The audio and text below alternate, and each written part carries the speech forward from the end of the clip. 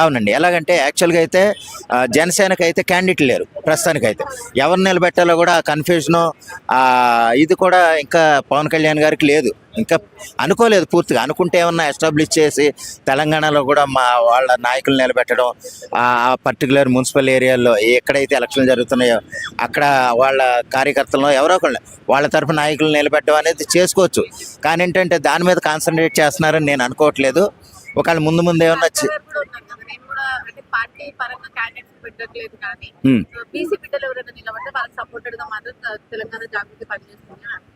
అవునండి. ఎందుకంటే తెలంగాణ జాగృతి కూడా ఒక రాజకీయ పార్టీకి ఎస్టాబ్లిష్ అవ్వాలని చూస్తుంది. అదైతే వాస్తవం. వాళ్ళ ప్రయత్నాలు అయితే గట్టిగానే చేస్తున్నారు. ప్రతి విషయంలోనూ వాళ్ళు ముందుకొచ్చి పోరాటం చేయటం అయితే అది హర్షించదగ్గ విషయమే. కానీ ఇక్కడ ఏంటంటే ఒక బీజేపీ, కాంగ్రెస్, బీఆర్ఎస్ ఈ 3 బలమైన పార్టీలు ఉండగా వాళ్ళ కార్యకర్తలు ఎంతవరకు గెలుపుకి ముందుకెళ్తారనేది ఆలోచించాలమ్మా. అక్కడ లోకల్‌గా ఆయనకున్న పేరేదన్నా ఒక బలమైన నాయకుడిని ఏమన్నా నిలబెడితే ముందుకెళ్ళే అవకాశం ఉంది గానీ, ఈ ప్రధాన పార్టీలను దాటుకొని ఒక జనజాగృతి పార్టీ ముందుకెళ్ళే అవకాశం అయితే చాలా తక్కువ. ఓకే, అంటే ఇప్పుడు ఏమంటారు, కవిత బీసీల గురించి మాట్లాడుతుంది, మరి బీఆర్ఎస్ టైప్ లో పరిస్థితి బీసీల గురించి మాట్లాడుతుంది.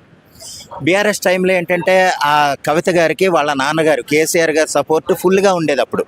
అయితే కొన్ని టర్మ్స్ కొన్ని ప్రాబ్లమ్స్ రావడం వల్ల ఆవిడ బయటకు వచ్చేసింది.